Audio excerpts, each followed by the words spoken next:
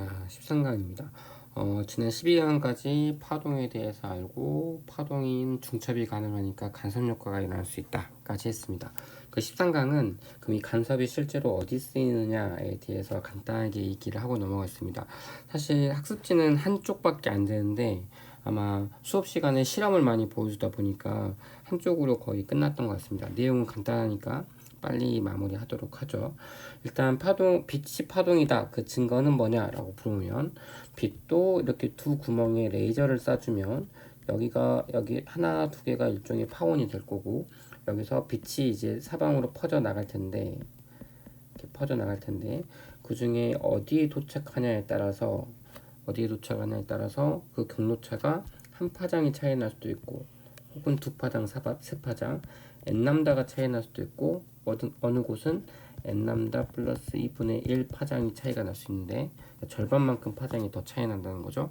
그거에 따라서 밝아 보일 수도 있고 어두워 보일 수도 있고 그래서 간섭 무늬가 나타나는 걸 보면 빛은 파동이다 라는 것까지 했습니다. 이 간섭 효과를 어디에 쓰이냐? 가장 많이 쓰이는 것 중 하나가 요즘에 헤드셋에 혹은 이게 이어폰에 많이 쓰는 것 중 하나가 노이즈 캔슬링이죠.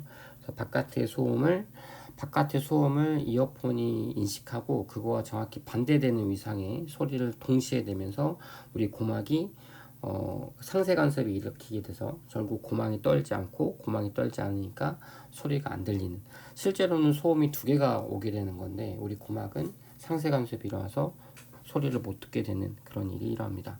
그래서 이건 실제로 여기 사이트에서 실제로 사이트를 두 개 연 다음에 똑같은 소리를 동시에 켰는데 오히려 소리가 작아지거나 혹은 커지거나 이런 걸 보면서 상세 간섭도 일어나고 보강 간섭도 일어나는 거 직접 확인해 봤습니다.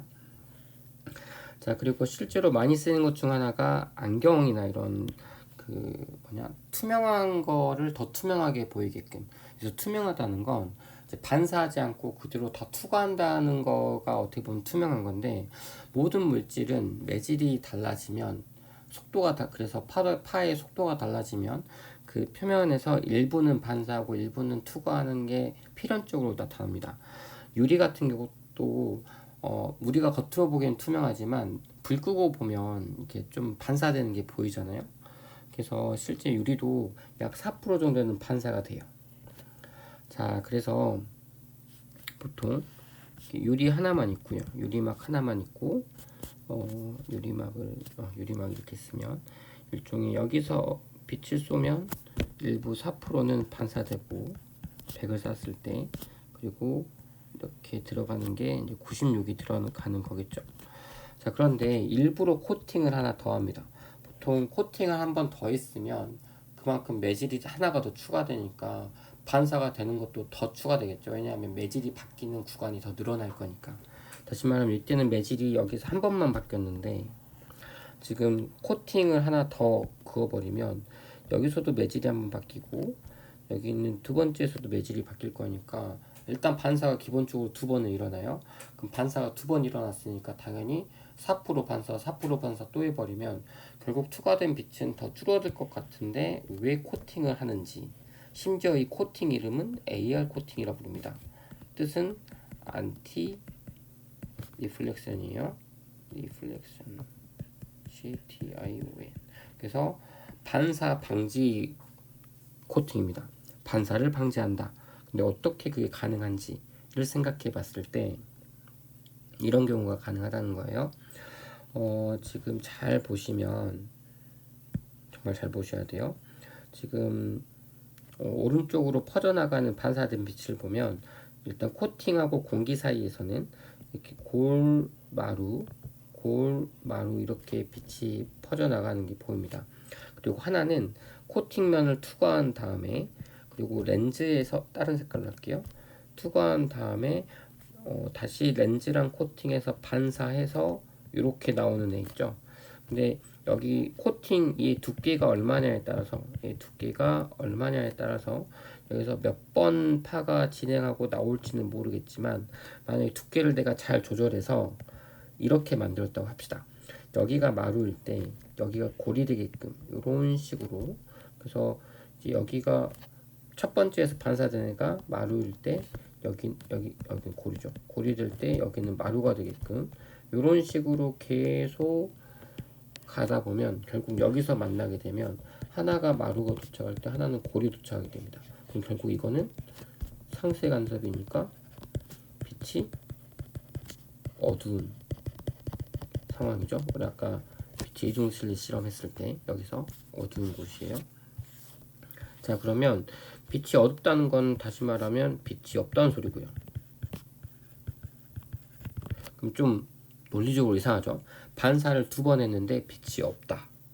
결론이 좀 이상합니다.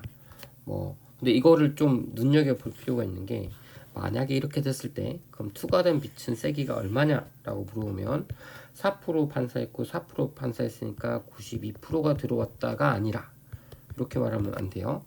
왜냐하면 상세 간섭이 일어나서 결국 밖으로 나간 빛이 없는 거잖아요. 2개가 나와서 상세가 됐지 실제로는 2개가 있는 겁니다 라고 할 수 있겠지만 실제로 밖에서 관찰되는 거 없잖아요. 그러니까 빛이 없는 거라고 보셔야 됩니다. 빛이 없으니까 안으로 들어오는 게 92%가 아니고 100%가 다 들어오는 상황이 됩니다. 그래서 100% 다 투과하는, 그래서 반사가 방지되는 그런 코팅이 가능하다는 거예요. 물론 이 두께를 잘못 조절하면 위에서 4%, 첫 번째 거에서 4% 나가고 두 번째 거에서 4% 나간데 하필이면 둘이 두께를 어떻게 잘 조절을 반대로 해버리다 보면 여기서 보강 간섭이 일어날 수도 있겠죠. 보강 간섭이 일어나면 44에서 8이 될 거니까 그때는 92%가 나올 수도 있습니다. 그래서 두께를 어떻게 조절하냐에 따라서 최소로 92%만 투과할 수도 있고 최대로는 100% 다 투과할 수도 있다. 이런 거를 반사 방지 코팅이라고 부른다 라고 생각해 주시면 되겠습니다. 그래서 한번 그 효과를 보면 안경에 지금 반사, 그러니까 AR 코팅이라고 부를게요. 발음하기 힘드니까. 얘는 AR 코팅 전, 얘는 AR 코팅 후입니다. 보시면 매우 반사 없이 다 투명하게 통과하는 거 확인할 수 있죠. 자, 이렇게 간섭을 실상에서도 자주 이용한다 라는 것까지 확인하시기 바래요.